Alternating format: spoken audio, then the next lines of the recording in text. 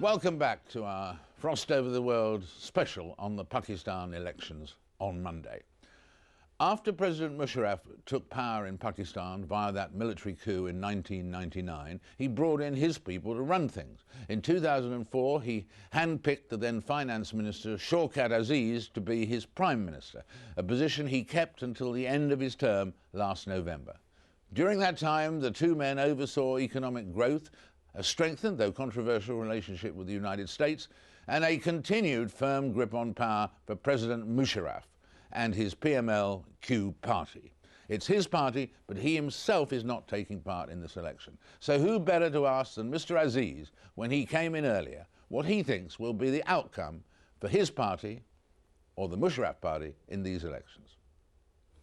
Naturally, I am and have been a member of the Pakistan Muslim League Q, and that's the party I belong to and that's the party I support.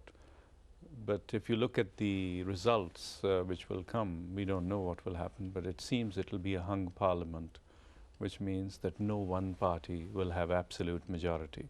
So we are heading to a coalition which I think is good for Pakistan and good for politics, because what Pakistan needs is a spirit of reconciliation. Parties have to think of the country first and the rest later. So to me, shared government between many parties will be the best for Pakistan. And in fact, before the tragic loss of Benazir Bhutto, it looked as though there was a tentative coalition, possibly budding, between President Musharraf and Benazir Bhutto, between the two parties. Could that still happen? I think in politics, one should never say never. I think anything is possible. Any party, any two parties or three can join together, but what is clear is that you'll need a coalition to be put together which will be stable, which will take Pakistan forward, which will face the challenges, help meet the challenges which the country faces, which are many. At the same time, Pakistan is also a country of opportunity, as we have seen in the last 8 years, and I think there's much more to do in the years to come. So if we get the right combination to take the country forward, I think Pakistan will do even better. And would you say that with all the changes that have been in the past few months and changes in attitude and so on, would you say that for your party, the party you led Pakistan in the Muslim House, League, would you say that President Musharraf is still a big vote winner, or is he more controversial than he was at the time of the last elections? The mood swings do happen, and I think incumbency also has its positives and negatives. So the negatives will play, but I do believe that for Pakistan's stability, we need somebody like General Musharraf, who's no longer general now, he's President Musharraf, who has been elected as the president, to be a bridge and an anchor to bring all these forces together, and then the political process will prevail. The government to be formed and the Prime Minister who takes charge will be the chief executive of the country. But the President has a role to maintain the integrity of the federation, and he himself, because of his experience, etc., can assist the government if needed in making sure that peace is ensured. But as to whether somebody has a positive impact or negative, that depends on the voter. Some people do believe that he's a big asset. Some people have other views. But I think we have to look beyond that. We have to ensure that the elections we have are free and fair, they are peaceful, and that a level playing field is given to everybody.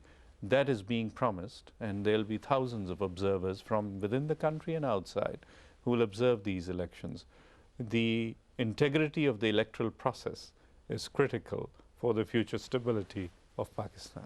The tragic death of Benazir Bhutto, which we touched on as we were coming into the studio, I mean, this is no consolation to her family, but I suppose there will be a bigger vote for her party, the PPP, Yes. because of sympathy. Well, yes, there will be. May I say that her death is a great national loss. She was a leader of one of the major parties of Pakistan. She has been Prime Minister twice. And any time a country loses a leader through an act of terrorism, it leaves scars on the country for a long time. So this was a very tragic and sad event, and all of us were totally saddened by what happened. The party is a popular party. It has a good vote bank. This is her party, the Pakistan People's Party, and I assume that in this election their vote bank will come out more than they otherwise would because of what happened and the tragic things which happened. At the end of the day, of course, there are a few days left for the election, and I think the mood of the voters will then influence overall results. But it's fair to say that there will be a sympathy factor which will favor her party. And Mr. Zardari has therefore, because in the old phrase in the theatre about a tough act to follow, for her widower husband, she is quite a tough act to follow, of course. Of course, she was a world figure and with a lot of experience. But I think the party has its grassroots. The party has a lot of people, and they have, Mr. Zardari is now running the affairs of the party, and I think they are very capable of handling any situation. And if the two largest parties were your party and his party, as we mentioned earlier, could the two parties work together in a coalition? You'd like to see a coalition of some sort. Yes, I would, because I think that's in national interest. I think these two parties, along with one or two smaller parties, can form a stable coalition which will carry the government forward. I think that is essential for Pakistan because we need political reconciliation. We need to bring people together. And if a political process polarizes the people, that is not very healthy. So the reason I'm a supporter of a coalition government is because it reduces the possibility of polarization. And what we need is everybody to come together and stand together to face the challenges. The challenges are not for any one party. The challenges are for the nation. And can you, as the sort of organising force between the PMQ, with the Q on the end, can you guarantee, do you think, that it will be a free and fair election? They're tough words to carry through, and as you said earlier, there will be millions of observers there to look at it. Will it be a free and fair election? Yeah, I think it will be and it should be, because this election is a defining moment for Pakistan. We are making a transition from a government which was run differently to a government which is moving to a total political process. And I think this transition was necessary to bring the country from where it was to where it's going. Now, if we fritter away this opportunity, it will be a tragic event and a loss for the people of Pakistan. The people of Pakistan deserve better. And the best thing we can all give to the people of Pakistan is freedom to express their views.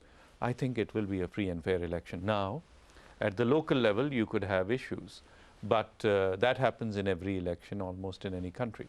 But institutionally, I'm very sure that there will be no intervention which would impact the results of the elections in any way.